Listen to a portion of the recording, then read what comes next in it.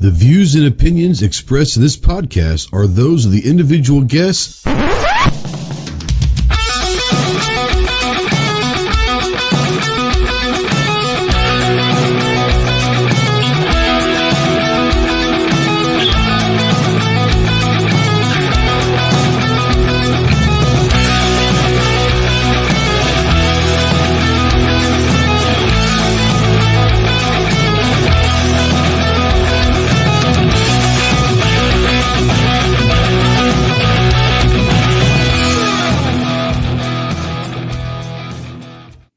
What is going on, my Ghost Squad? Welcome to the Armed Citizen Podcast Live. This is episode number 330. I think the title says 230, but that's 100 episodes behind. We are on episode 330. We are streaming live, as always, on YouTube to over 150 countries worldwide. If you're out there in the live chat, go ahead and say something. We do not know that you're out there unless you do. If you're watching this in replay or listening in podcast form, the conversation does not have to end here. Go ahead and utilize that comment section below. Let us know what we're doing wrong, how ugly I am. I hear it all. You're not going to offend me, but go ahead and leave a comment below. If you have any questions for our guests, then go ahead and leave those, and I'll make sure they get those questions answered as well. If you are in the live chat and you want to ask a question to our guests tonight, go ahead and tag myself, and we'll try to get those questions answered as quickly as possible. If you want to text into the show, yes, you can text into the show. Utilize the Ghost Tactical Hotline presented by our good friends over at Wilder Tactical. That number is 530-364-4678, and go check out wildertactical.com. If you're a veteran, really anybody, but especially if you're a veteran and you're in that hole, you're in that darkness, and you're looking for some light, call me, text me, email me 24/7. I cannot give you medical advice, but I can probably maybe talk you through some stuff. More importantly, I could be a good listener. If you are looking for someone that can get you towards some medical attention, remember two things. One, you are not alone in this fight. You have a lot of brothers out here that are willing and able to help you in any way possible. And two, the world is a much better place with you in it. So please utilize the Veteran Crisis Hotline, 1-800-273-8255. Once again, 1-800-273-8255. Veterans, press the number 1. We are spotlighting, as always, the United States Marine Corps. If you have any questions on what it takes to earn the title of United States Marine, see the website marines.com. And as always, we are a proud member of the Self-Defense Radio Network. Go check out all your favorite pro gun, pro 2A podcasts over at selfdefenseradio.net. And as G. Wes says, you can also access the Veteran Crisis Line. Dial 988. There you go. That might be easier. I've just gotten so used to over the years of saying the full number that 988 is probably just as easy as anything else. So absolutely go ahead and utilize that. Let's take this off of my ugly mug and bring in our guests. We've got from T6 Firearms. We got Jack. What's up, man? How you doing? Good. Thanks for having me on tonight. Absolutely. Welcome to the dark side. We promised people that we never promised to make them smarter. We just hope not to make them any dumber. And tonight will be just that as well. We've got some really cool, interesting products that you guys are putting out. Some really cool innovation within those products that we're definitely going to get to as well. Can you hear us? I can. You can hear. All right. Yeah. So a little internet connection.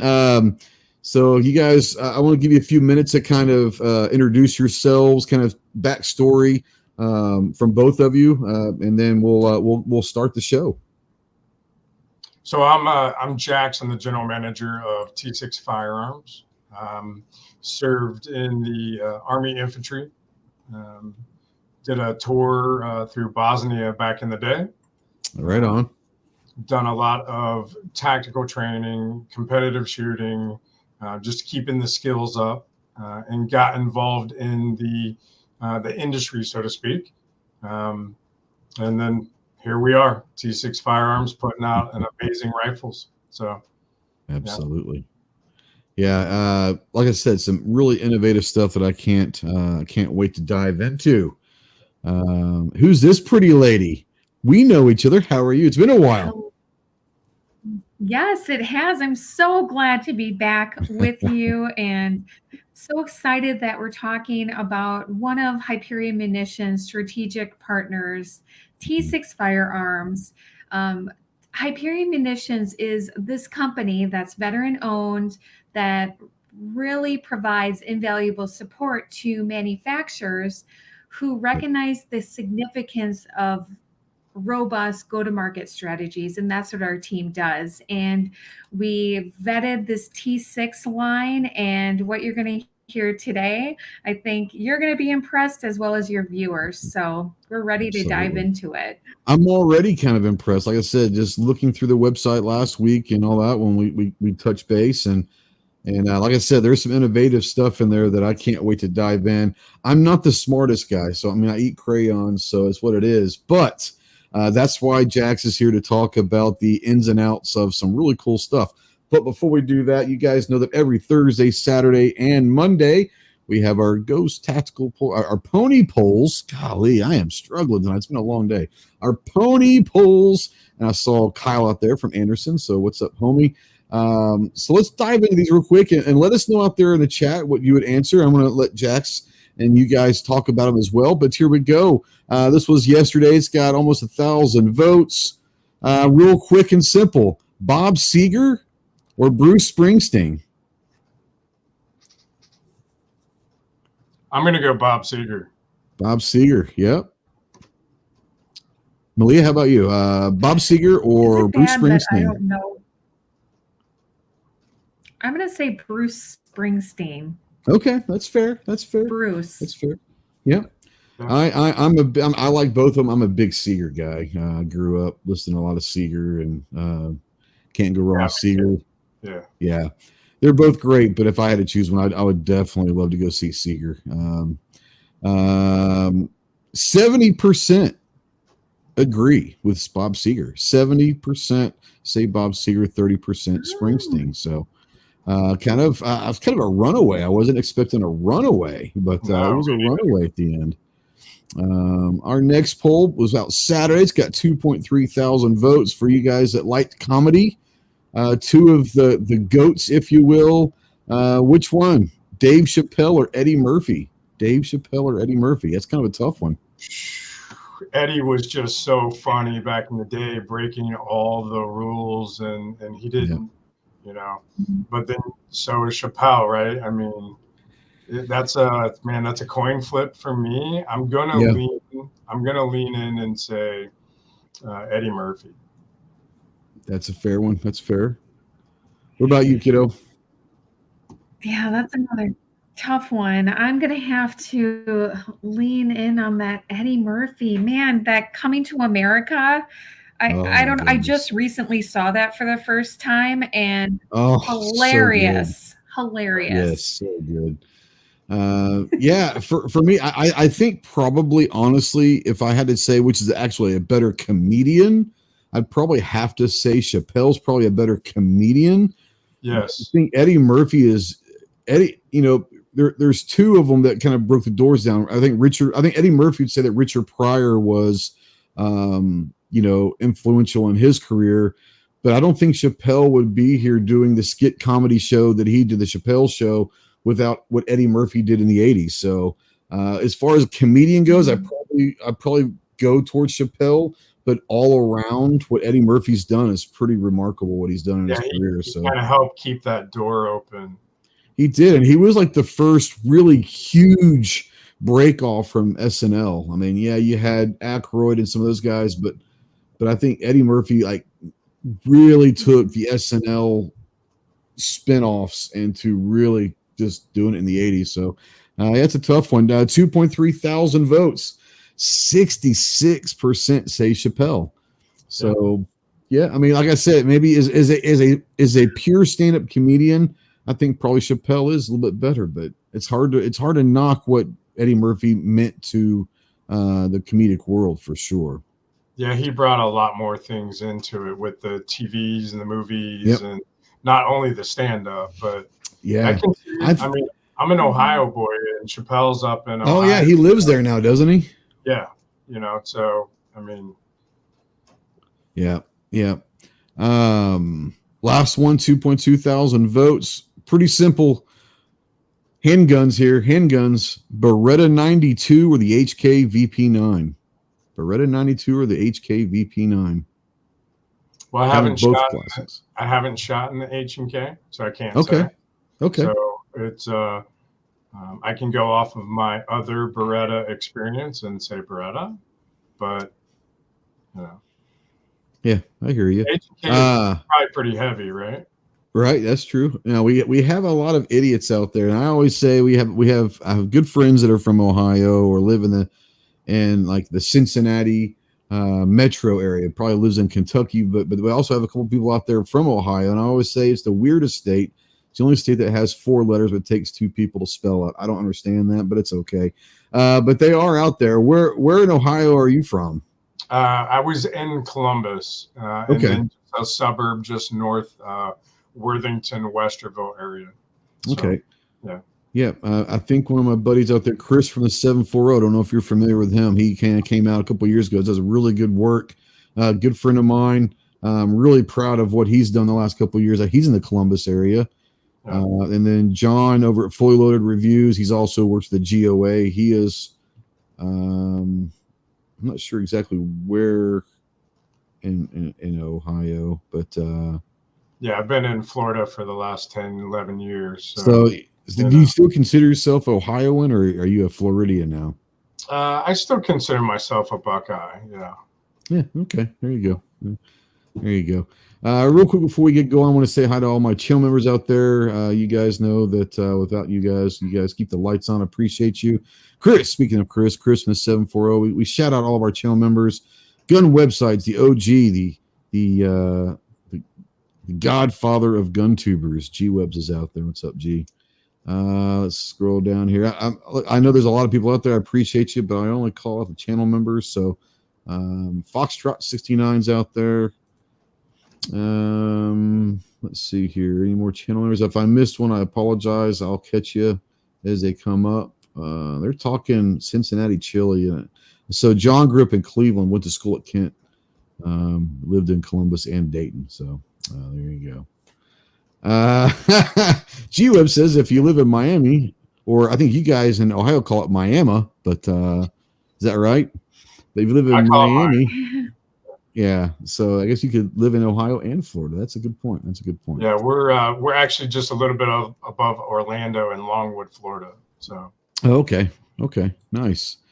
2.2 thousand votes, 59% say the Beretta 92, 59 to 41. 59 to 41, the Beretta 92 taking this week's polls. So those are the pony polls this week.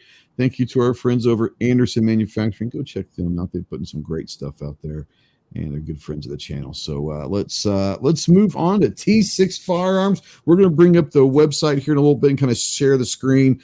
Jax, want to give you a couple of minutes to kind of maybe give the backstory and the idea of why T6 is here today and kind of the evolution of T6 Firearms.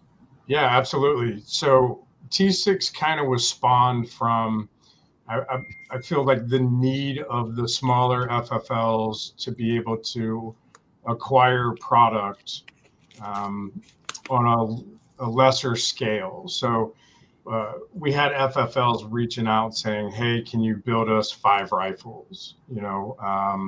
I can't seem to get in with a buy group, or I have to spend X amount of dollars in order to get it. So that's kind of where it all started to come from was, hey, we want to do this, we want to do that.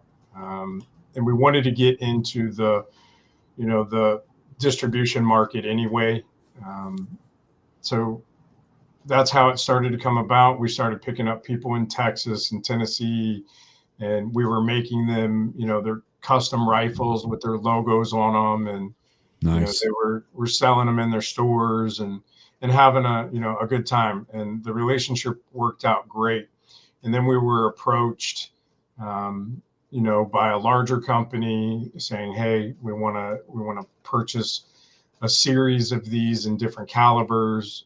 We kind of started with that, and then, we brought out our new product line with this TCS barrel, and Hyperion Munitions noticed it, and got together and we've been able to get it into distribution after testing. So we did some slow motion testing to show that you can actually tune the barrel like you do the scope or a red dot. So, that's where we are today. Yeah, the TCS barrel, the first time that I kind of started looking at you guys' stuff, and I was like, okay, integrated muzzle brake in the barrel. That's interesting. Like, and I was telling you before the show, like, I'm not saying that it's the first one out there, because I don't know, but it's the first one that I've seen where it's actually integrated into the barrel, not a separate piece. It's part of the barrel itself, which I think is really, really cool. I guess before we start talking about products, because looking at most of your products, they all have, or most of them have, that TCS barrel. So before we start looking at the products, let's kind of go into the science of the TCS barrel so we can kind of get that out of the way before we start talking about individual weapon systems. Sure. And what I'll say real quick is we've got over 70 SKUs. Yeah, you got a bunch. I'm not going to lie. I could have put out 500 SKUs, right? Yeah. We manufacture pretty much anything in the AR9 platform, AR15, and the AR10. So that's kind of where we go with. Well, what I'm liking also, and it was just like, we're not going to jump in yet, but I mean, I'm seeing like you've got like 6.5 Grendel, on an your amazing hunting round. It is, but that's not something that you typically see a rifle company come out with as a stock, cartridge, right? It's one of those that, hey, we're going to do this. We can do this if you need it, but having it as a stock cartridge available is pretty crazy also, because that's not something you usually see. Yeah, we see it, and we had the requests out of Texas, South Carolina, Tennessee. The foot-pounds of pressure on the Grendel impacting at 300 yards is like 30 grown men punching you at the exact same time. Yeah. The deer, the hogs, they literally just fold and lay down. There's no jump and hop, if you hit the right spot. It's an amazing round. So, yeah. Absolutely. Let's talk. Oh, go ahead. We also have the 380 rifle for the ladies out there who carry a 380 handgun. Right, their magazine. The ladies out there, and Clover Tack. If Clover's out there, our good friend Clover, he's a big 380 guy, and I don't make fun of that at all. No, I love the 380, but I'll tell you one thing is what you don't see is a 380 rifle or pistol system. They're very uncommon. I'm not going to say rare, but they're uncommon. Very, yeah. I haven't really ever seen it from very many manufacturers. So we had a request actually for some of them for Brazil. Nice. Yeah. Brazil has a security team of about 800 guys, and they needed, with all of their regulations, right? They took away all their big caliber bullets, and they were starting to allow them to use 380. So the security teams wanted a weapon system in a pistol size AR and a rifle length. So that's kind of where it came about. And now we just carry it and offer it because we have the product. Absolutely. Before we start talking about diving deep into the products themselves, talk about the TCS. Because this is the one thing that I'm super stoked about learning about. Like I said, first I've ever seen of this, where I think an integrated brake on the barrel is awesome. So I'm looking forward to hearing about this and how this became about. Yeah. So there's another company out there that's made an integrated break into like a barrel, but it's a fixed product, right? This here is a barrel that actually uses washers that slide over those holes. So whereas you see up here, you have 3 holes on the top and then 3 through the center. Then the washers on the top up there, each one of those are cut at a different angle and degree. So what this is going to do is, and I'll back up, the gentleman who patented this with the utility patents name's Brian Wilson. Like the Beach Boy? Yeah, right. Yeah. An amazing man, a genius mind. And he does so much more in this industry as well. But he doesn't make rifles. So I had an opportunity back in the day when I did some work with him to be able to be on the floor during this groundbreaking product design that he came up with. So, as a hunter, when you fire your round out of a big cartridge, your barrel typically kicks up to the right, Yep. So up and to the right. So if we're looking at glass, we have to come back down, get back on the glass, and find the hog or the deer, or whatever we're shooting at, steel plate, and see where it went. So his idea is I'm going to figure out how I can actually watch the round impact the target to how I personally shoot. But if I give it to my wife to take the shot, right, her rifle, I want to make sure she can watch it as well. So this is kind of the concept here is the first hole is your high pressure point, and that's going to release out certain pressures depending on the caliber. So if you take 223, 5.56. Now, for those that are listening in podcast form, you have 3 holes coming from the back of the rifle towards the muzzle, and so the first hole from the back, not the one that's farthest from the muzzle, is what he's talking about here. That's your high pressure hole. Yeah. So I'll explain a little bit more detail. You take a 16-inch barrel. In our case, all of the TCS barrels are match grade. And you then machine back into the barrel. So the very last thread is 16 inches. So you end up with 13 and a half inches of rifling. And then the rest of it is bored out to allow the bullet and the gases to pass through without any obstruction. Gotcha. So the first hole is the high pressure hole. That's where you're going to get most of your adjustment. If we talk about like a 223, 5.56 round, we're looking at somewhere probably around 52,000 PSI coming out of that. So out of all the washers we have, we can go from a 0 degree, 15, 20, 25 degrees, 35 degrees. So we've created, and I have a list here beside this barrel, we provide you with all of the maximum downforce pressure settings to the least settings. And we do that by using the data of pressure that's escaping in certain angles and degrees. So we're literally going to take these washers and we're just going to slide them over and then screw on the nut. So now when we fire it, that fluid dynamics, right? We're using fluid dynamics. It's literally going to pull the gas on those angles and now use gas in order to zero out all rise and flip from the rifle to how each individual person shoots. Yeah, and we were talking a little bit in the pre-show in the back before we went live.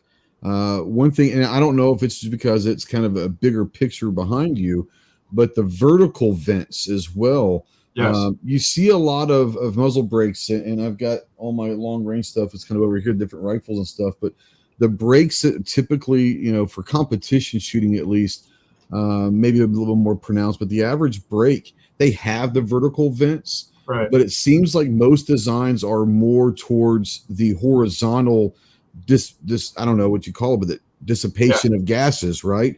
Yes. But for a competitive shooter, especially for like we're talking about for follow-up shots or being able to stay on the glass to see impacts at 800 yards or 1,000 yards, the flip, if you will, the muzzle rise is crucial. And it looks like to me that the vertical vent holes, they're obviously not as big as the horizontal, but they're definitely bigger than what I usually see on a muzzle brake.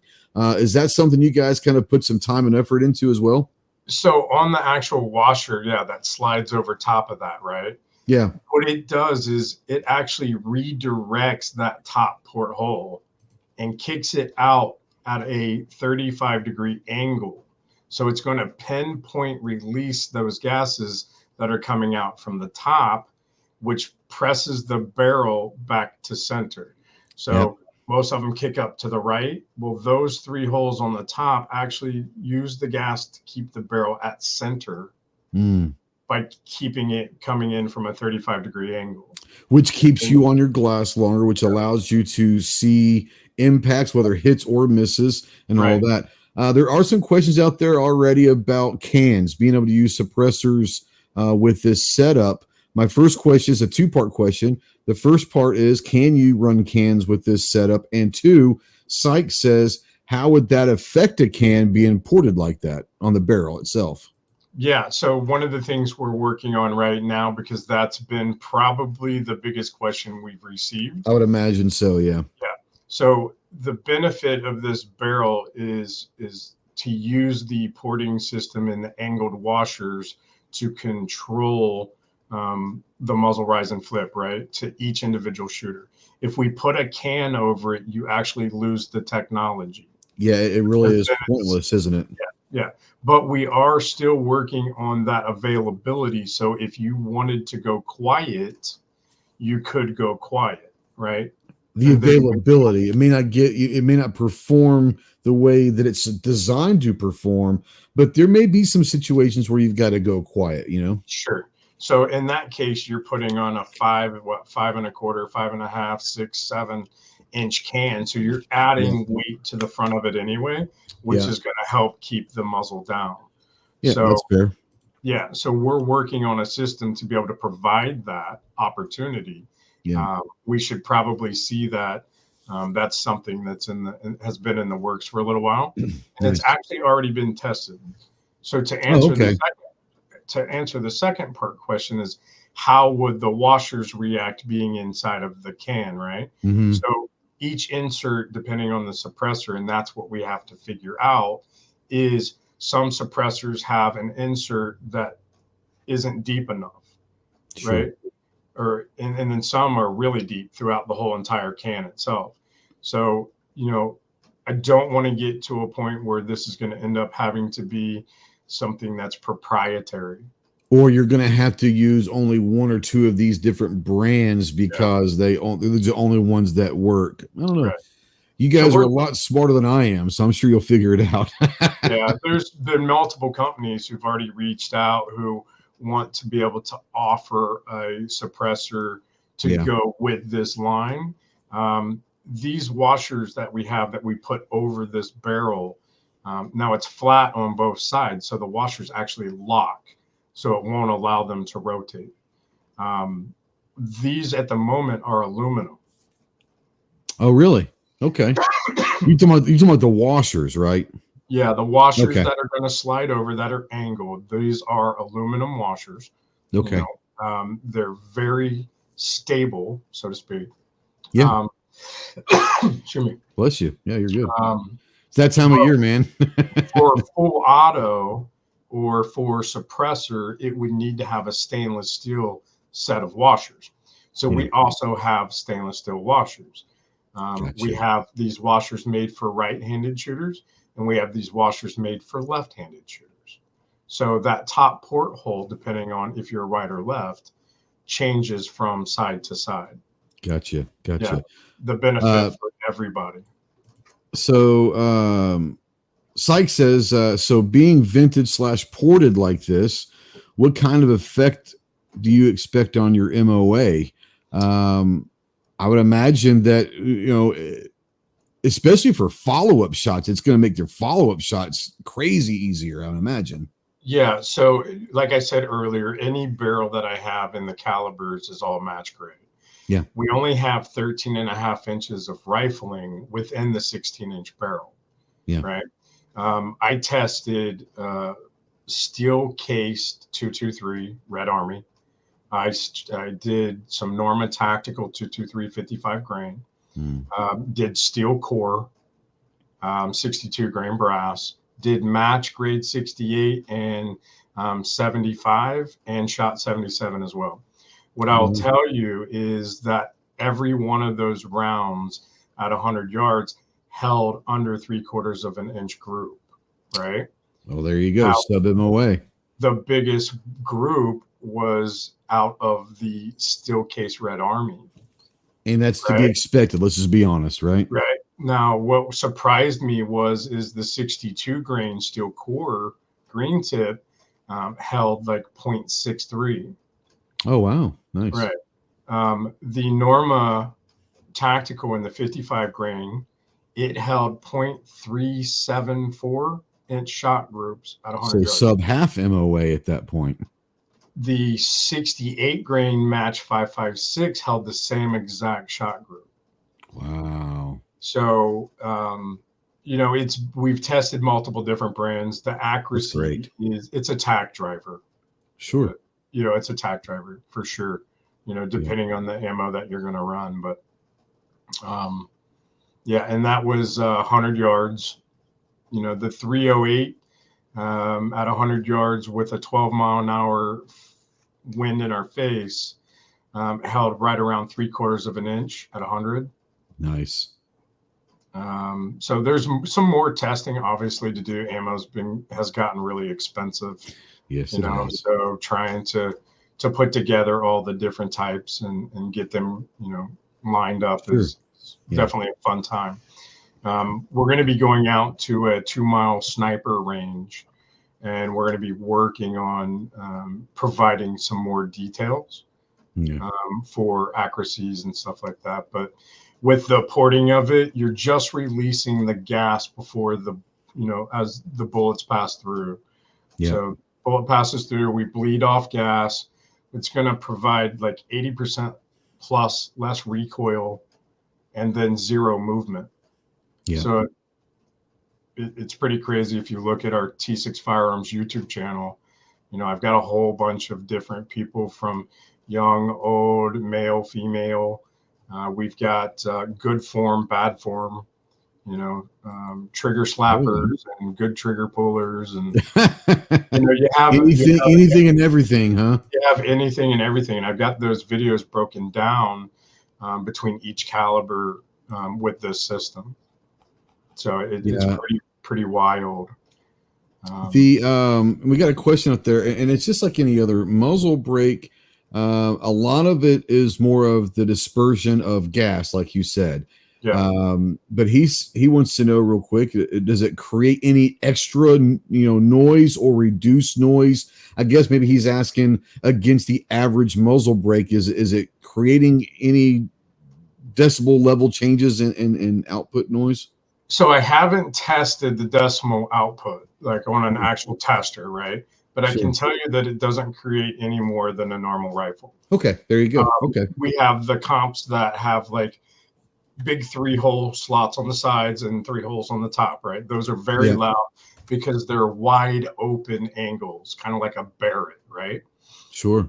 These washers, they're pinpoint releases.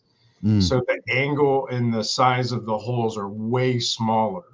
So, just like any comp brake, there is kind of like that concussion feel that you get where it's releasing gas. Sure. But as far as sound goes, in my opinion, it just sounds like a normal rifle. Okay. Yeah. And like I said, it'd be interesting to see. Obviously, like you said, it's definitely not any louder, but it would be interesting to kind of hear maybe does it by chance make it any, softer? And like I said, I don't know, it'd be interesting. It'd be interesting. I don't know. You never know. Yeah. But yeah. So the total compensation system, the TCS barrel, was that, let me ask you this. Was that the first thing, like when you guys decided to start doing rifles, did you build the rifles around this barrel system, or did that come after y'all started kind of doing the rifles? Yeah, that came after. So we had already started up, we make the 300 blackouts, the 7.62 by 39, 6.5 Grindles. We already made all of that stuff and pushing it. And then, when I spoke with Brian Wilson, the guy who has a utility patent on this barrel technology, he locked it down. No one's ever going to be able to make anything with over the barrel adjustments. I mean, if you wanted to port a barrel, you can port a barrel, but you can't use these washers to go over top of it where it's an adjustable thing. So, we brought that in after, and it's been, I already have, we all build rifles. We like triggers. We like certain grips, stocks. The frame itself is pretty base in an AR platform. You get some different lightning cuts, different handguard cuts, but most of the stuff we like the same charging handles, ambi safeties, etc. Absolutely. So I had already been building match grade rifles that people used on a regular basis, tactically and competitively. And then when this came along, it actually makes it lighter. So the entire rifle only weighs like 5 pounds, 12 ounces. Oh, wow. Right. So it's light enough that, we have the 2A boys. Have you heard of them? Yeah, sure. Yeah, Grant and James. So I brought them into the office and literally let them build their own rifles, and they've been training with them, and there's zero issues holding the rifle. Like, it's not heavy, it just all kind of comes together for them. Absolutely. I'm going to go ahead and I'm going to share screen here. Okay. And I think what we can do now is, if you want, let's kind of go through some of the line here. Like I said, 223 Wild, 308, 380, 556, 65 Creed, 65 Grindle, 762 by 39, 9mm, pretty much. And you got 10.5, all 16, 18, 20 inch, 24 inch barrels, 7.5 inch pistols, depending upon the cartridge and all that. Which one do you want to start with? Let's kind of start talking about some of these weapon systems. Which one do you want to start with? I mean, we can look at this one right here that's already in the center of the screen, the Warrior Series 762 by 39, 16-inch nitride rifle. All right, okay. Let's view product. How about that? That looks great. They did a great job on the website. Yeah, they did. So the 762 in this series, it's a standard 16-inch barrel, nitrided. But one of the things that's special about this is this actually has what's called the PTC installed on it. That is a precise trigger control system. I've got one, and it's phenomenal. Yes. So in all of the series that aren't TCS, we actually installed these on every single one of the weapon systems. Oh, right? Wow. Because nice. They're all going to come with a mil-spec trigger. Yep. So for those who don't know what the PTC is, it's a precise trigger control system that replaces your winner trigger guard. And it has a grip screw inside of the screw that takes up all the pre-travel of a mil-spec. And then it has a screw under the bottom of it that stops the post-travel. So essentially, you're taking a mil-spec trigger and you're making it feel like a drop-in. Yeah, and what I loved about it when I met with the guys, I guess it was shot of 23 a year ago, over there at the Hyperion booth. What I really loved about it is, for those that maybe for a competitive shooter, not having to worry about that travel, both pre and post travel. And once again, we're talking about the next shot, getting the next shot down range quicker. And we're talking tenths of a second mean a lot in competitive shooting. Sure. But what I loved about it is basically what it did is it kind of, for those of you who aren't familiar with what we're talking about, if you shoot a handgun, right, and you pull a trigger and you kind of let it go to reset, right, and it kind of just stops at that reset, what you can honestly do is basically go to that reset point, screw it in, and it's always going to be right there. Now, imagine that on a rifle, to where now you don't have to travel or post-travel. It's just right there, and you're getting more accurate, more quicker shots. That's the PTC, and it's a remarkable product. It really is. Yeah, so we took that and we installed that on every other SKU that we have that doesn't have our drop-in trigger, like in our GOAT series, right? Yeah. Yeah. Anything that doesn't have the TCS is going to have the PTC. For all of you out there, try to keep up with the letters here, folks. Keep up. Yeah, right. Yeah, the total compensation system barrel, the TCS. We also have, we have that with the PTC, the precise trigger control system. So when you pair those two together, we we did a video in 60 frames a second or something, slow motion. Yeah. So the base rifle with the tunable barrel, and then the PTC, and the gun never moved. Yeah. And Crazy. my follow-up shot was, the split on the shots was amazing. Oh, I can imagine for sure. So, yeah, that'd be awesome. Sykes wants to know, I guess we're talking about the break again. Any issues with getting a face full of gas on this? I can't imagine. It's basically, I mean, the same principle of any muzzle brake. It's there to disperse the gas away from everything. Yeah, I would imagine you don't want to be standing next to this on the side, just like any other brake, right? Well, I mean, it depends what your skill level is, right? I mean, I can stand next to a guy shooting the same rifle, and I know that it's coming, so it doesn't bother me. Sure. I guess if you didn't know it was coming, then yeah, it would be like, whoa, what is that? As far as the face full of gas goes, it really depends on the ammunition that you're shooting and how dirty the powder is. Sure. How much oil you have in your barrel and on your BCG, that's going to create more gases. Sure. And I guess it depends on the direction of the wind, right? So, there are times where, you're getting it at a 35-degree angle coming off from the side. So it's pressing away from you. But yeah, there's been an occasion where you've gotten a face full, right? Depending on the angle of the wind. Oh yeah. Freshly oiled rifle. There are circumstances that are not just the brake that contribute to that. Yeah. Let's scroll down here. 7.62x39, armor black, Cerakote, 16-inch barrel, the chromoly vanadium steel. I'm not very sure. Vanadium steel. Okay. Nitride barrel, 1 in 10 twist rate, carbine length, A2 flash hider muzzle device. Yeah, it's just kind of your baseline 7.62 rifle, right? Yeah. You can upgrade from there. So, in Florida and Georgia, there's a lot of guys, Alabama, that love running that for shooting hogs. Oh yeah. Yeah.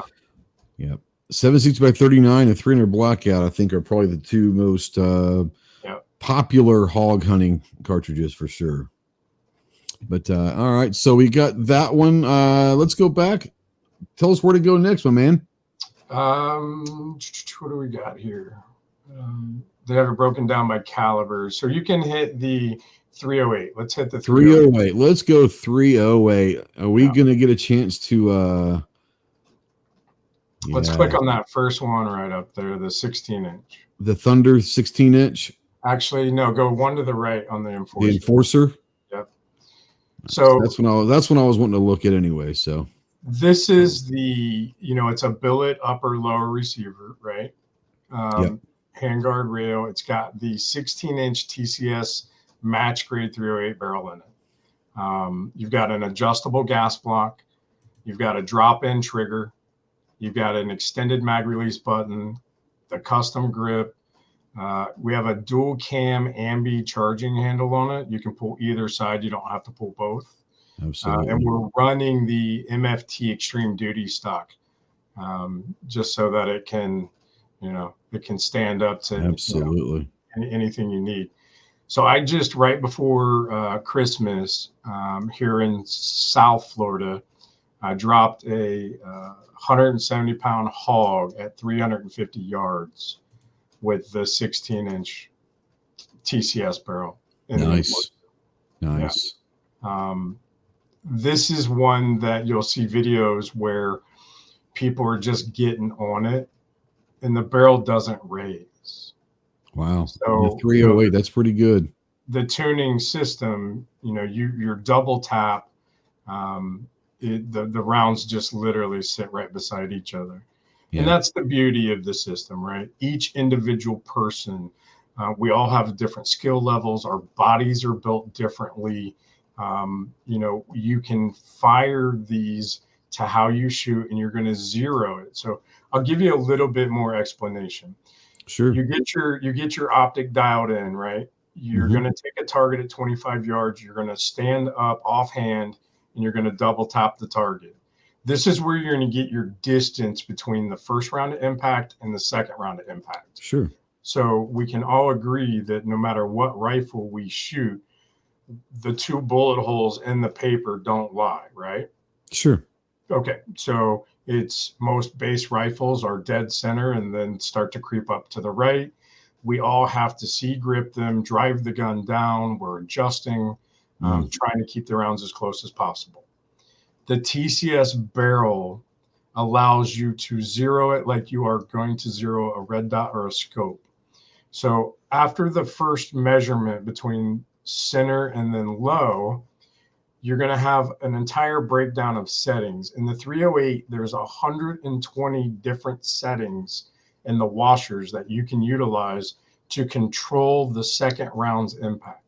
That's nuts. So you're going to go to the start point of where your washers are. They're all numbered. And then you're just going to bring that second round up until it touches or gets extremely close to that first round impact. And then you just lock it down and it's done. So now every time you pick up that rifle, you can fire 1 round. You could fire 5 rounds. You could shoot full auto, right? It's all going to take all rise and flip out of it. But yeah, that's awesome. The Enforcer. Everyone loves this. Yeah, so, the Enforcer. Let's look at this 308 Winchester, the MFT Extreme Duty stock. Got different finishes. You've got the black Cerakote, the OD green, midnight bronze, satin mag, and tungsten gray. 16-inch barrel, 1 in 10 twist rate, mid-length adjustable gas system. It does have the TCS integrated system and barrel as well. That's pretty badass, man. That's and it weighs 7 pounds 12 ounces. That's insane. So it's extremely lightweight. That's crazy. Yeah. Now we built this in a 20-inch as well for the guys who want to shoot longer range, right? Right. So we also have that option in a 20-inch barrel. Okay, awesome. So it is yeah, I mean that's important to a lot of people. That 18 to 20 inches is kind of like the sweet spot for the 308, maybe, you know. Now if we want to if we want to lead into kind of some of the things on the horizon, we've been testing 458 SOCOM and 50 BMG for the 50 guys. 50 BMG, that'd be interesting to run on the with a 50. Let me ask you this, because now that you've opened that can of worms here, right? The 50, would that have the TCS system, or how is that going to work with the 50? Yes. So it's been tested with the TCS system. Really? And the results are phenomenal. Wow. That's where I kind of have to leave it at the moment. Sure. No, I understand. You know, now the people who are going to buy the 50 and the 458 are obviously going to be a lesser percentage of the group of purchasers. So we'll probably only make X amount, you know, and see how it goes. If it becomes extremely popular, then obviously we would continue to make it. But sure, you know, we're looking at every caliber. We also did it in 9mm. So for those out there who like to plink around with 9mm, even though it's a blowback, you still have gas coming out the end of it, pressing out. So gotcha. Yeah. All right, let's you want to do 9? There's been, you know what? There's been a bunch of questions about the 380. Can we go to 380 real quick? We can come back to 5, 5, 6, and 9. Yeah. That seems to be something that people are interested in, because there's not too many pistols in 380, right? So we go 7.5 or 10.5. Yeah, you know, so everybody likes a truck gun. Everybody likes a backpack gun. Everybody likes something smaller that they're able to maneuver with. For sure. You know, these right now have obviously the pistol foam on them. You know, they can switch it out for the brace, or we may bring out 2 additional SKUs where we've added the brace back to them. You know, so, but the 380, watching this thing shoot, you know, we try to help, you know, local the local kids that are on the junior shooting teams where they shoot, steel matches. Absolutely. Some of them like 380, some of them like the 9mm, but the only thing moving on this entire gun, the bolt barely moves. Right. It's Yeah. Sure. It's so fast. The follow-up shots, it doesn't move. So we've added a flash can to this just for looks. Yep. So that. I like flash. I like flash hiders. They're pretty cool. Yeah. It's been requested by a lot of people. So, we've seen that in the past, and so we added it to it. But yeah, it's kind of hard to beat. Like I said earlier in the show, the Brazil has a huge security team, and that's what they want to run. So yeah, let's kind of go through the specs. This is the 7.5 inch model, 380 ACP. It's a pistol tube stock, black Cerakote, 7.5 inch barrel, a 1 in 16 twist rate, and a blowback gas system with the flash can. There was a question out here that I want to get to that Artak and Daughters brought up. Says, does a 380 barrel use a 9mm BCG? It does, yes. And it also uses the 9mm Glock mags. So yeah, that was going to be our next question, because I let a lot of people, especially that maybe carry like a Glock 42 or something. Yeah. Now they'll be able to utilize those magazines and a stick mag, obviously, but at least maybe sharing ammo with an AR platform with their handgun with the same magazine.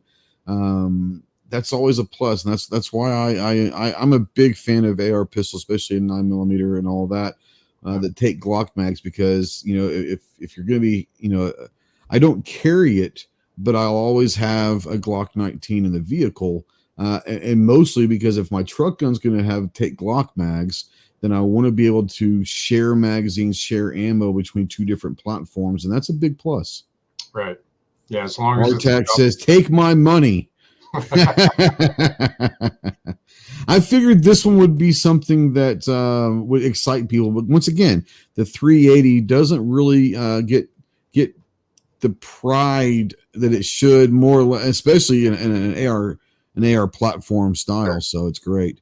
Yeah, I'm also going to go over here, so you can continue to talk about the 380, but I'm going to go to the 10.5 inch, and there is also a 16 inch, guys. So there's a 7.5 inch, a 10.5, and a 16. I'm going to go to the 10.5.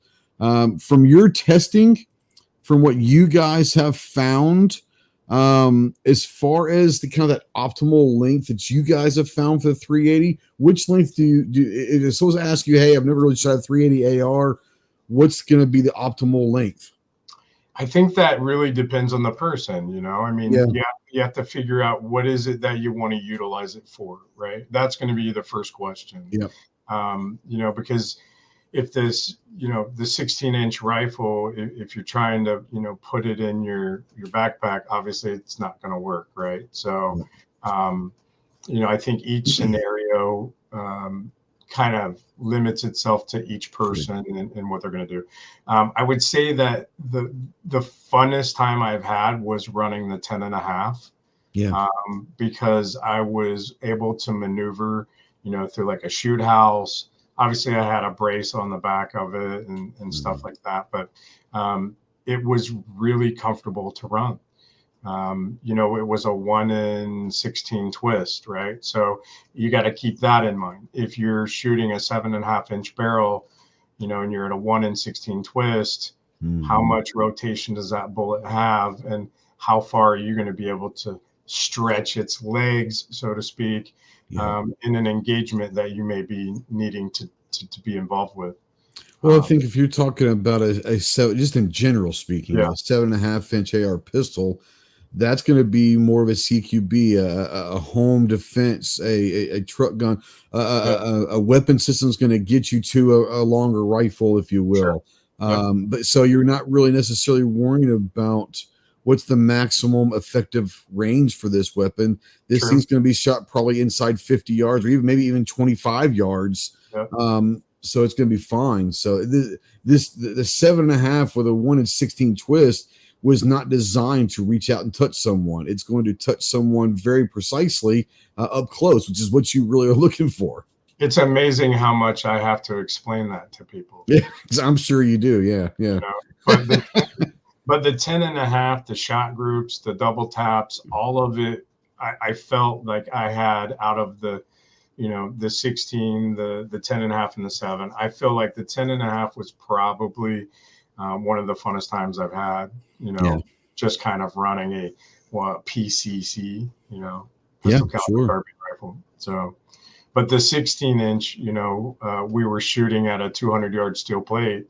You just got to aim a little higher than the plate. But sure, absolutely. So it has that, it has reach, depending on the length of the barrel that you want. Absolutely. Quick super chat. You guys know that we don't ask, nor do we necessarily are looking for them. But for those super chats, you know that they do go to sit in care packages to our guys downrange. Appreciate you very much, G23. Now, Jags, understand that they also know that if you send a super chat, I will read exactly what's being said.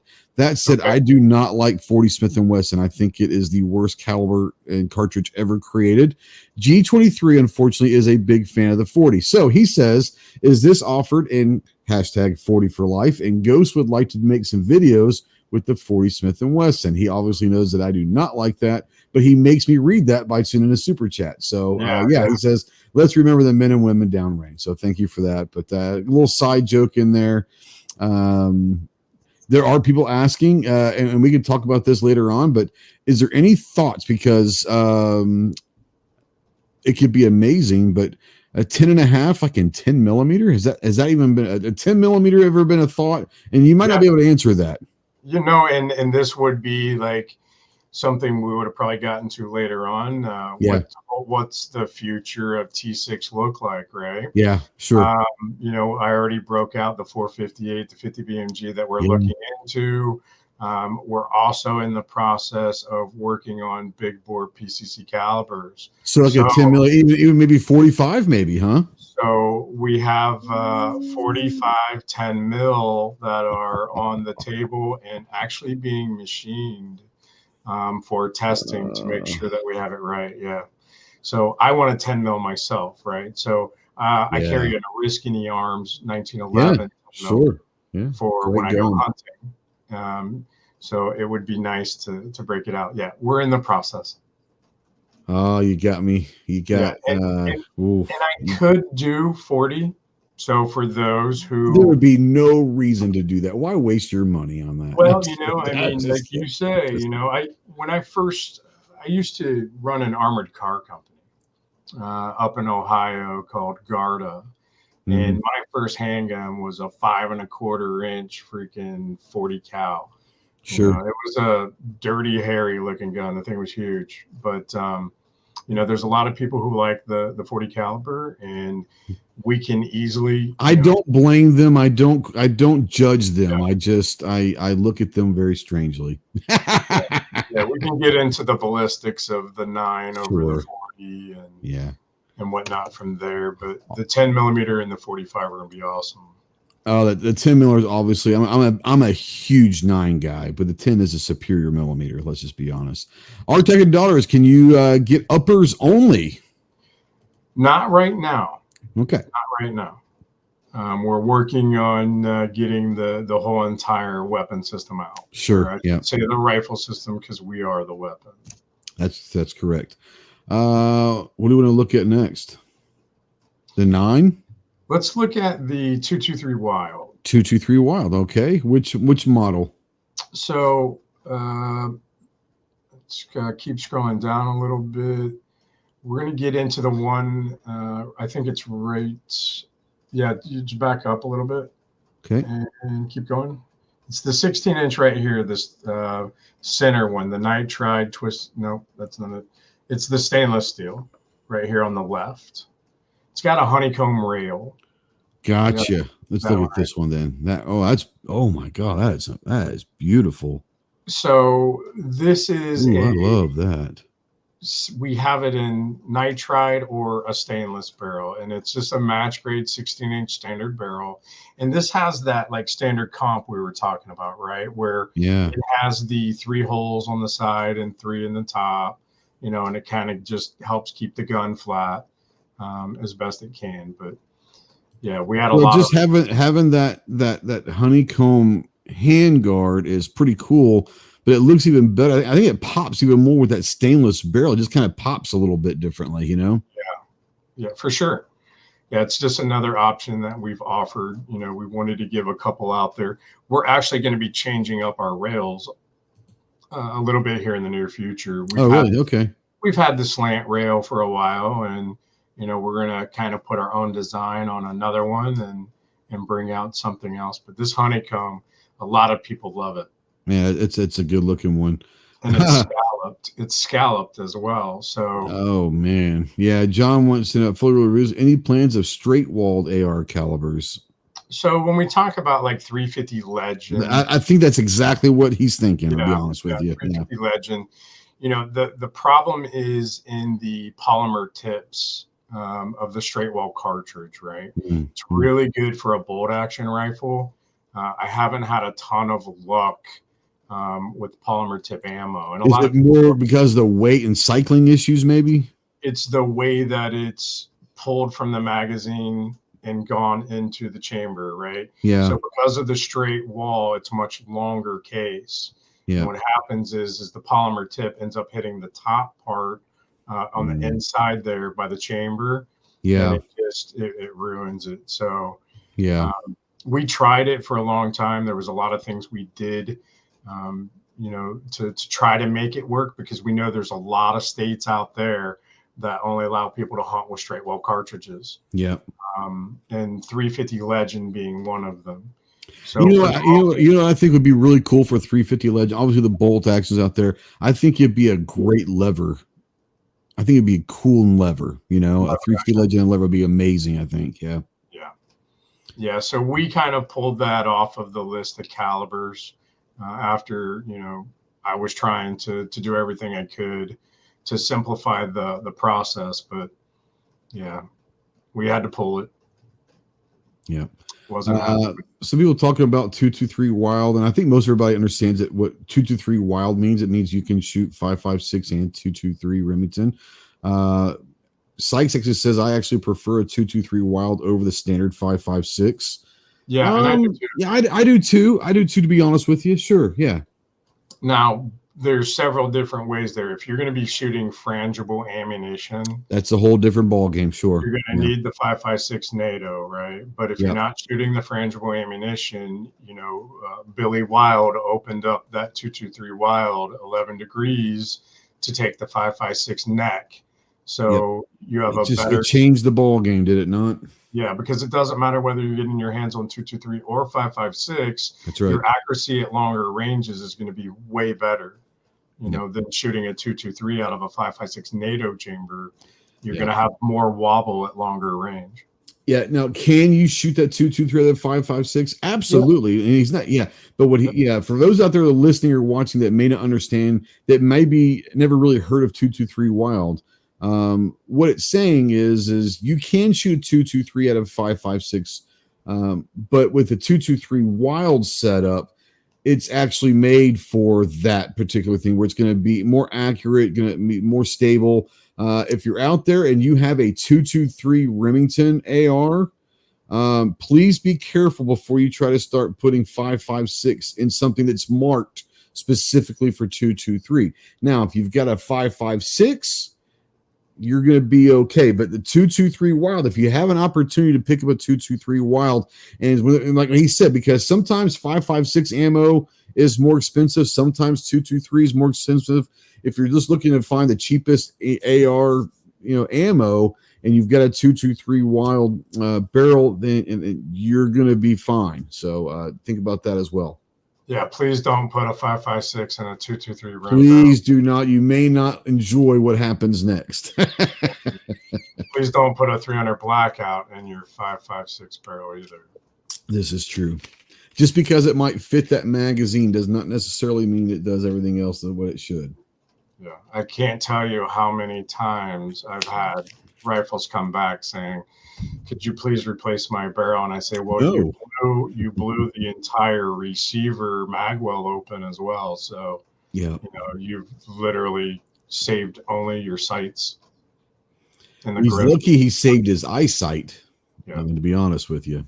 Yeah. All right, so let's look at this 223. That is sexy as hell, man. That is one sexy rifle. I love that stainless barrel. Let's see here. Black Cerakote, 16-inch stainless steel barrel, 1 in 8 twist rate, mid-length adjustable gas system, and comes with a compensator on there.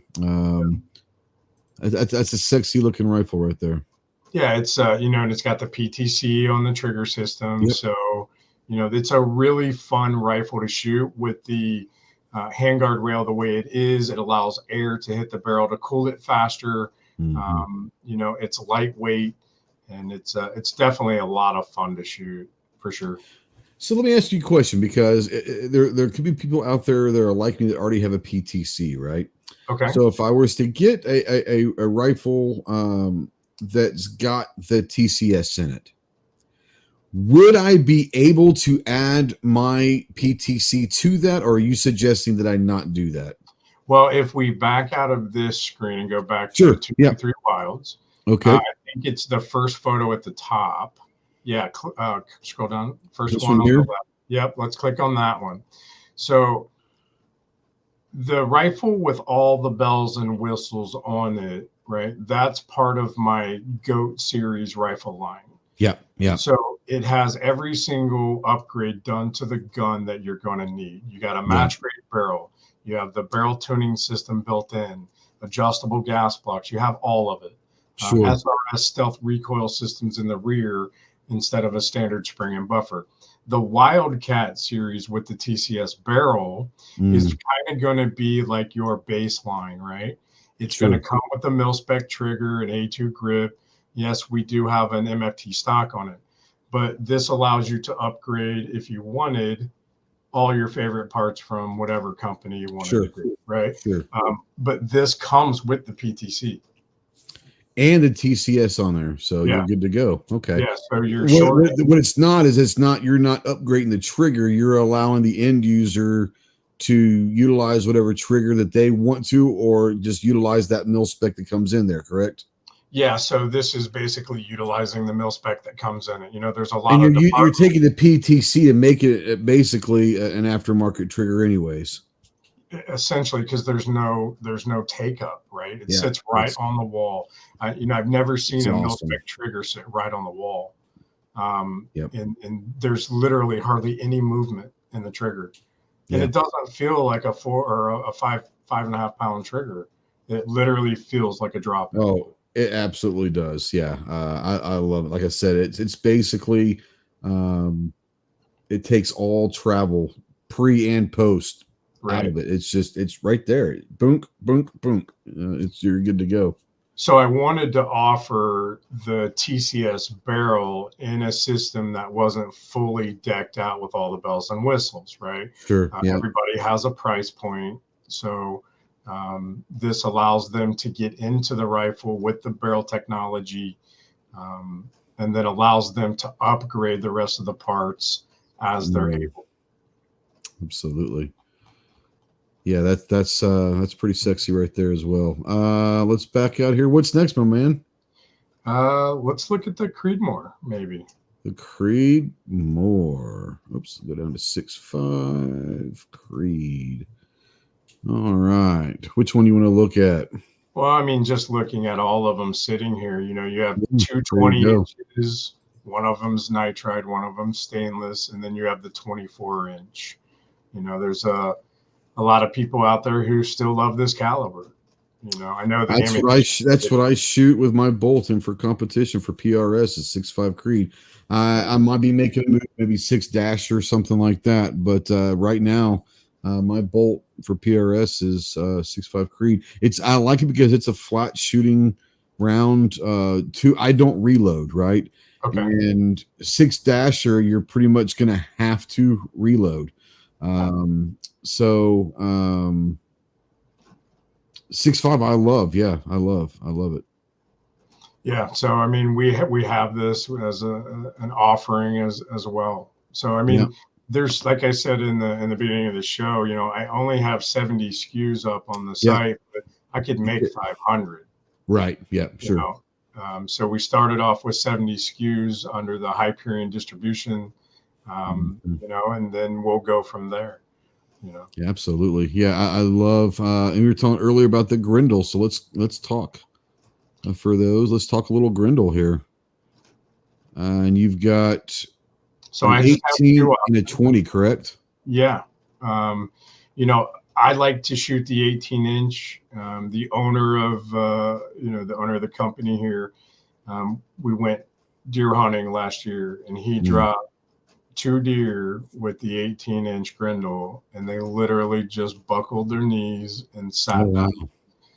He didn't have to chase them at all. So love it. Love it. Yeah, there's a group in Texas that have a high fence that love the Grendel as well. So I've built a couple for them. Oh, sweet. At the high fence. So people who come out to do their, shootings there, that's one of the rifles they utilize. But yeah, it's just another caliber. It's kind of like the baby brother of the Creedmoor, just a neck down case so that it fits in the AR-15 platform. Absolutely. So to whereas the AR-10 would weigh, upwards of 9 pounds, you have the Hunter series here in the AR-15 coming in at like 6.25. Yeah. So it's fairly lightweight and maneuverable. Let's see here. G23. Thoughts on maybe a 6 ARC or a 6 PRC in the future, or even like a 6 maybe 6 GT, maybe that could be interesting. One of the things we have to look at as a manufacturer and distribution is, how many people are looking for that, right? Yeah. So when you gotta have that demand. You can't waste a lot of money on R&D if there's not a demand for it. There's a lot of people out there, that make really those and really good rifles. Absolutely. So I'm not looking to. Not that I'm not looking to do it. It's just the demand for it I think is the key. Like you said, the R&D and getting it built and put together. It's something that's on the board, right? We just have to have a need for it. Yep. I think with a lot of people, and I think, a lot of my viewers are pretty knowledgeable. They understand. We try to explain different things and behind the scenes stuff. But I think the average gun owner doesn't understand. They say, oh, a $2,000 rifle. Well, they don't understand is the first rifle costs hundreds of thousands, if not millions of dollars between over a 5-year span and R&D and different redesigns and all of that. The first rifle costs $1 million or high 6 figures just to design and get where you want it. Yes, they're selling for $2,000, but how much money have they spent over the last several years just to get to that point? So there's a lot of money in there, and it's not just, hey, well, can you just set it up for a different caliber? Oh yeah, we can just set the machines up, and no, it's not that simple. So like I said, there's got to be a demand. And like you said, right now there are some companies that are doing some great work with those different cartridges and all of that. And if there seems to be a demand a year from now and a lot of people are wanting it, well, I'm obviously, Jax, I'm sure you'd probably re-look at it again, right? Absolutely. Yeah, there you go. There's a lot. Okay. I was just going to say there's a lot of things on the board. Sure. It's a big board. It's a big board for sure. Absolutely.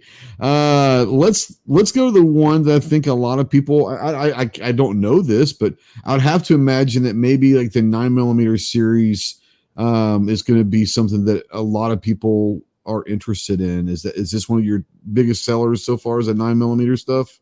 It's one of them, we we work with some competitive shooters that have, that go out and shoot PCC matches. Yeah, and sure. so that's why we created the Guardian Series TCS barrel, right? So in Let's match take a grade, look at that one here. match grade 9mm, it's got the TCS tuning system. Obviously, the tuning system works better with more gas going through it. Sure. Because that's how fluid dynamics work. But the way we've set it up, we've got a short stroke system, and we actually have something new that has been in development. A lot of the GOAT series rifles all have skeletonized BCGs. Really? So, that helps with, just really tuning the rifle and making the rifle smooth along with the gas release. So with the 9mm, we're working on a lightweight carrier to be able to utilize a stealth recoil system that rides on the rod. So at the moment, we have a short stroke system that we have in there. And man, that thing is just so much fun to shoot. Put a drop-in trigger in it, and you're just getting on it. I have zero issues with hitting a 200-yard steel plate. So absolutely. It's a ton of fun to shoot. The difference between the Guardian and the Shredder for those that might be wanting out there. So the Shredder is going to have your custom grip, ambi charging handle, drop-in trigger. That's going to be the upgraded model, if you will. Yes. Yeah. Okay. Yeah. Our drop-in trigger is an adjustable from 3 to 6 pounds. Oh, nice. And when we got them, we polished the system so that so that it sits right on the wall. So our drop-in triggers are, people just rave about our drop-in trigger and how amazing it is. So, and there's a lot of people who make amazing triggers. I have a ton of all of them, right? But for price point and manufacturing, this was an amazing trigger for it. But yeah, that's the difference. The Shredder is part of the GOAT series. Absolutely. Our buddy Chris out there from the 740, he's a lefty, so he shoots from the wrong side of the rifle, but he does shoot PCC in competition. So he's maybe thinking for a competition. PCC is the AR9 lower ambi, and if not, are you planning on making one, or can you make one if someone requests it? Yeah, we're talking about demand here. Like, there's so many weird lefties out there, but I don't know. Listen, one of the things people don't realize is that in the rifling system from the barrel manufacturers, right? Yeah. The way the rifling is cut, it actually benefits lefties because the bullet is rotating into their front hand. Don't help Chris out. He's a he's a weird left-handed guy. He doesn't need any help, Yeah. So the lefties, man, I have several of these from other manufacturers myself just because I like it. But financially, the expense in making the ambi is up there. And what I've found in the short time I've been in the industry is that a lot of people won't pay for it. Yeah, no, I hear you. So we end up holding a ton of product that people don't want. We can put ambi, the ambi charging handle in it. We can put the ambi safeties, but yeah, probably not anytime in the near future. Maybe over the next 12 months. It's again another thing that's on the board for sure. Yeah, sure. This is maybe a question that I don't know if anyone's out there that has this question. Maybe they're a little nervous to ask it. I'm going to ask it just in case someone does have this that needs to know the answer. So you said at one point that at this point, you cannot buy just the uppers, right? So if you take your upper with the TCS barrel and all of that, and are you able to run it on another lower and still get the same benefit? If someone really has a lower that they love, but they want to utilize, they buy the whole rifle, but just switch out lowers. Is that possible? Yes, absolutely. I mean, Okay. it's an AR-15 platform, right? It's still So- mil spec, right? Yeah. It's, we try to make sure we have the best possible fittings. When you see that, if you were to take an upper and put it on your favorite lower that you've built out, I don't know who machined out that pocket. I don't know, But theoretically and technically, it should function. Yeah. Oh, it's definitely going to function. I think what I was referring to was kind of maybe a rattle. Oh, yeah, sure. Okay. Yeah. Yeah. So You don't know how it's been milled out. Yeah. Sure. You may have to put a little, spongy thing in the back to kind of take out rattle. So that's why I'm not selling uppers at the moment, because so many people, make lower receivers. There's deals everywhere. You can get, a strip lower. We're all very handy. These things are like Legos. Sure.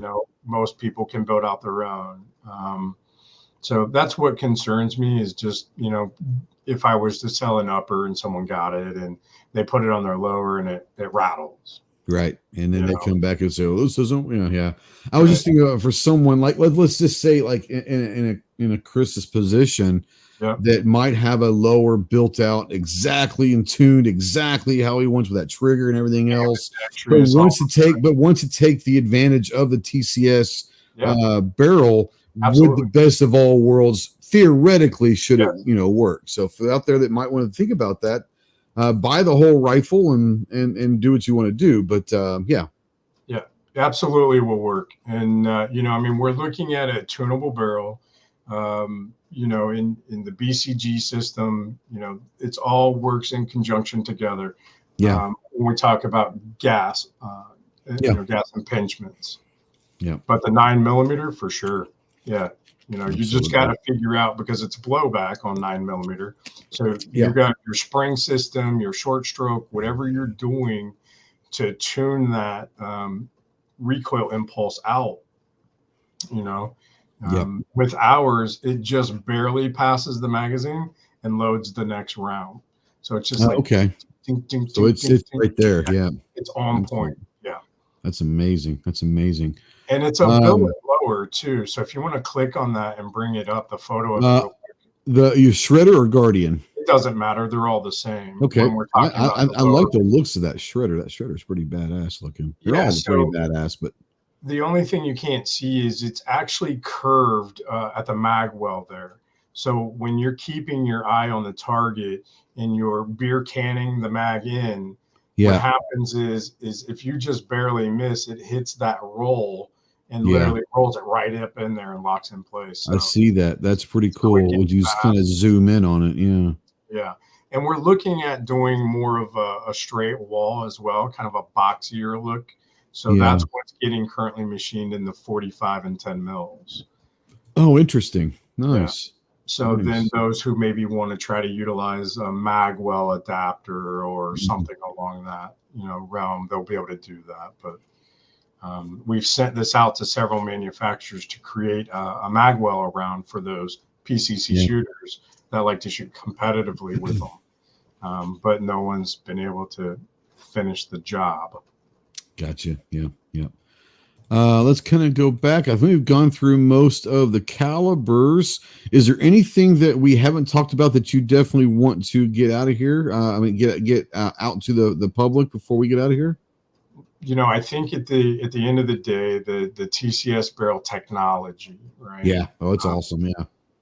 It's, what I would say is, if you have time, I would appreciate it if you would go to the T6 Firearms YouTube channel. And I've got it right here. I've been putting the link out a couple different times. I'll put it out again in the chat for sure. And actually just, and you can go through, the Enforcer is the 308, the Growler is the 7.62, and the Diablo is the, 223.556. Yeah. So, and you can just kind of see now, none of these were tuned to any one of these individuals. I pick a setting that each rifle gets shipped out with. So okay, I got you. When you open it up out of the box, what I want is when you double tap the target, I want to show you the barrel dipping. Okay, so when someone gets one, it's not necessarily tuned for optimal. You want them to not only feel that dip and then play around themselves. So, guys, if you when you get one of these and you have a little dip, don't start blaming the rifle. He did that on purpose. Right. So in the actual booklet that comes with it, the manual, we provide all those settings, right? And we tell you where you're starting within that realm of settings. So each individual will then double tap the target to get the distance between their first and second shot. And it kind of goes from there. It tells you what you should be setting it at. Right. So let's just say you double tap the target, your first round hits center, and then your second round hits low by the belly button, right, of the target. So you have too much downforce pressure. So essentially what you're going to do is open the manual and you're going to say, okay, well, this is where I'm starting. And I have too much downforce pressure. I need to reduce it by 15%. So you can come down in a percentage or you can come down in data numbers. And you pick that and then you change the washers around to those numbers and then you do it again. And what you're going to see is the second round impact closer is going to start getting closer and closer and closer. I did this recently on the range with the 2A boys, and Grant and James. One boy has just turned 10 years old, and the other boy just turned 15.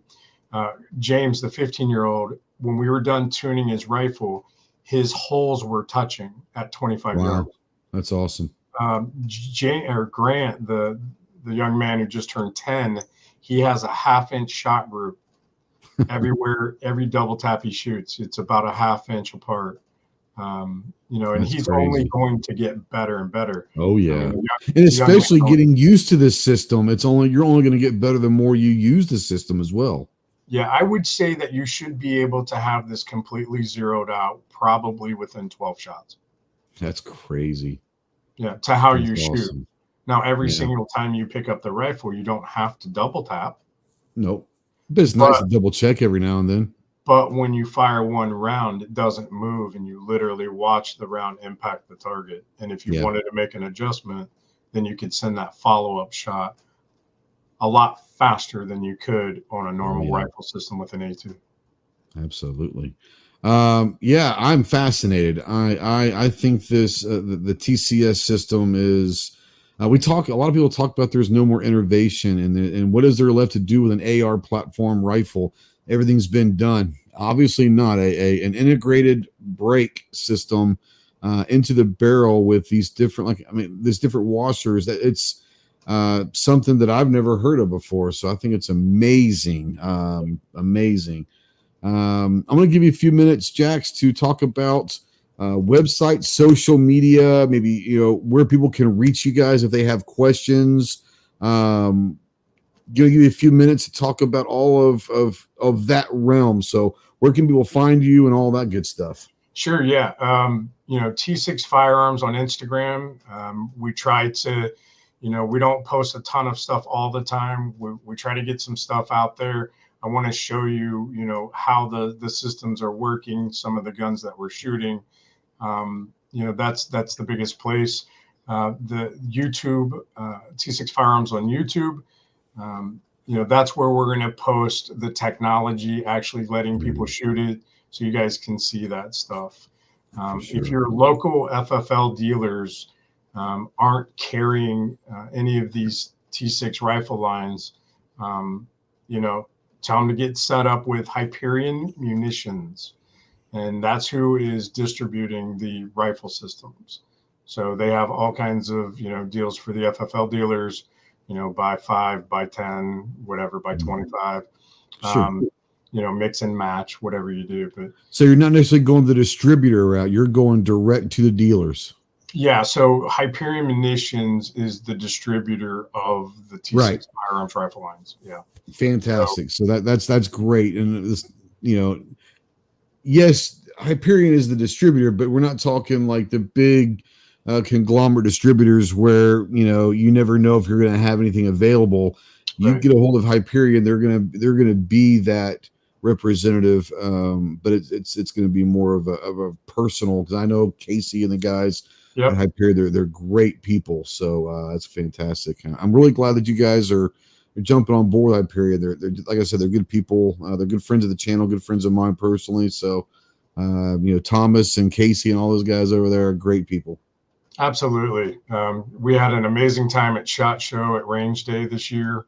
Yeah. We had a lot of people come out and filming, and I think if I could say anything about like the first words that people say after firing a couple rounds is amazing.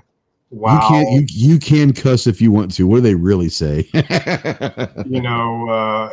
I mean, they're like, holy shit. Holy shit. Yeah, exactly. Holy shit. A couple F-bombs getting dropped there. I mean, it's like, are you serious? Yeah. It's real. Like, what is this black magic kind of stuff that's happening? Right. So a lot of it is grins from ear to ear, just being like unbelievable. Like, I've shot a lot of rifles in my life, but I've never felt anything like this. So those are all indications for me that what we've got is actually working. Absolutely. And the more people start to shoot them and get their hands on them, it's everybody wants to shoot it. And I'm not gonna lie. I have not shot one yet. And after the last week or so, kind of looking in, and then tonight, I can't wait. I gotta get one. So I mean, I think like once again, the whole idea of an integrated break into the barrel, it's so kind of like outside, but then once you think about it, like how could this have not been done until now? Like it's so simple, and something like that should have been done years and years ago. Why did no one think about that? Because it is brilliant. It's just something you think that could have been done already, Well, what they were doing was they were pen and welding. Okay. Right. It's not the same though. No, it's not the same, but that's essentially kind of how it was going, right? They would get a 13.5-inch barrel. You're using one solid piece of steel and let's go with it, Right. This is a huge benefit to each individual person. And that's what I would leave it off at is, we're going to have to get together so that you have an opportunity to bang on one of these and smash the pedal, so to speak. Right. Oh yeah. We're going to find time for sure. There's no doubt about that. Yeah. I see this getting really spread out across the country. As people see the benefit of it, yes, there's, everyone's going to, some people hate compensation systems, and you're never going to change their minds. But I would tell you that we have a guy who's like, I'm a straight AK guy. Sure. And then he shot the TCS chambered in 7.62x39. And he never missed the plate as fast as he could pull the trigger. Yeah. And his first words out of his mouth was, "You just converted me." That's big. And I love AKs. I actually enjoy. I love the AR platform. I think it's a superior platform. As far as just shooting, right? I love shooting AKs. But there's a lot of people that I think would be maybe at least open to the idea of maybe not converting necessarily, but at least trying and saying, well, I can live in both worlds at this point. A lot of companies have tried to do the 7.62x39 AR and haven't done it really well. Let's just be honest. Sure. This sounds like it's actually going to work.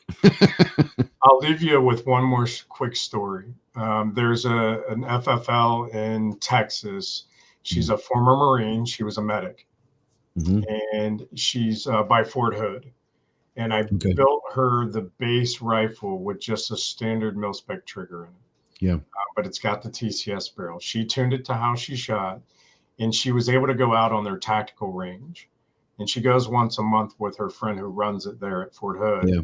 And her fastest time, let's just say, was 25 seconds. Sure. She called me from there and said, I just beat it by 9 seconds. Holy cow. She said, I didn't have to stop and think of where my rounds were impacting. I already knew that both of them were sitting right beside each other. I don't have That means a lot.